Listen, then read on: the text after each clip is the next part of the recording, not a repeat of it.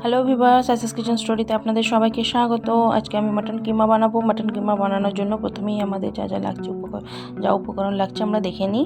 চলুন প্রথমেই আমার লাগছে মাটন নিয়েছি আমি 250 গ্রাম মাটন। এটাকে আমি মিক্সচার গ্রাইন্ডারে দিয়ে কিছুটা পেস্ট বানিয়ে নিয়েছি। এবার এটাকে আমি ম্যারিনেট করে রেখে দেবো। ম্যারিনেশনের জন্য আমাদের যা লাগছে, প্রথমে মাটন কিমাটা আমি একটা বোলে ঢেলে নিয়েছি। লবণ দিয়ে দিলাম 1.5 চা চামচ।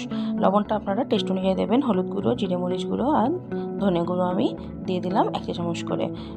মরিচটাও আমি দিলাম 1.5 চা চামচ। এটাও আপনারা নিজেদের টেস্ট অনুযায়ী দেবেন। গরম মশলা দিলাম 1/2 চা চামচ। আদা রসুন বাটা দিলাম আমি এখানে 2 চা চামচ দিয়েছি আদা রসুন বাটা। দিয়ে দিলাম কিছুটা তেল আমি দিয়ে এবার এটাকে ভালোভাবে মিক্সড করে নেব, মিশিয়ে নিয়ে আমি 10-15 মিনিটের জন্য ম্যারিনেট করে রেখে দেবো।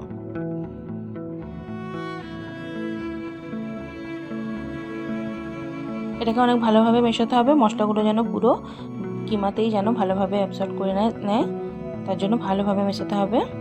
এভাবে ঘুরিয়ে ঘুরিয়ে আমি ভালোভাবে মিশিয়ে নেব।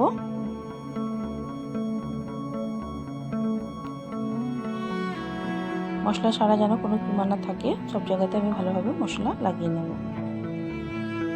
দেখুন আমার মেশানো প্রায় হয়ে এসছে। এবার আমি রান্নাটা করে নেব। রান্নার জন্য আমাদের যা উপকরণ লাগছে দেখে নিই। রান্নার জন্য প্রথমেই আমি নিয়েছি একটা বড় সাইজের পেঁয়াজ কুচি, একটা বড় সাইজের টমেটো কুচি, চিড়ে নিয়েছি কিছুটা কাঁচা লঙ্কা আর 5-6টা কাঁচা লঙ্কা নিয়েছি, ধনেপাতা নিয়েছি। প্রথমে আমি একটা প্যান গরম করে নিলাম, ওতে আমি দিয়ে দিলাম অয়েল। তেলটা আমি এখানে একটু বেশিই দেব, 3 চা চামচ প্রায় দিয়েছি। দিয়ে আমি কিমাটা এখানে ভেজে নেব। কিমাটা ভাজতে ভাজতে কিন্তু ছাড়িয়ে নিতে হবে, যেহেতু এটা কিমা করে পুরো পেস্ট মতো করে কিমা করা আছে, তার জন্য আমাকে ভাজতে ভাজতে এটাগুলোকে ছাড়িয়ে নিতে হবে আর একটু ঢাকা দিয়ে সিদ্ধ করেও নিতে হবে। তো আমি যখন নাড়বো তখন ভাজতে ভাজতে কিন্তু আমি এগুলোকে একটু প্রেস করেই আমি ভেজে নেব, যাতে কিমাগুলো একে অপরের সঙ্গে না লেগে যায়, দানা দানা মতো হয়ে যায়। দেখুন দানা দানা মতো হয়ে গেছে ভাজতে ভাজতেই আমার। এবার আমি একটু ঢাকা চাপা দিয়ে রেখে দেবো। 10 মিনিট ঢাকা চাপা দিয়ে রেখে দেওয়ার পর আমি ফিরে আসছি।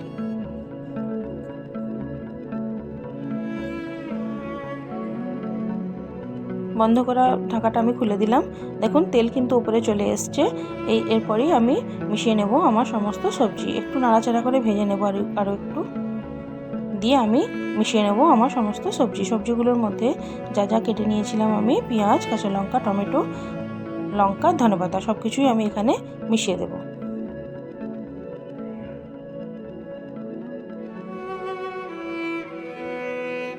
সব কিছু আমি মিশিয়ে একটু ভালোভাবে কিমার সঙ্গে মিশিয়ে নেব। এভাবেই নাড়াচাড়া করে একটু ভেজে নিতে হবে টমেটোগুলো সফট হওয়া পর্যন্ত। ধনেপাতাটা আমি রেখে দিলাম, এখন দিলাম না, পরে আমি অ্যাড করব।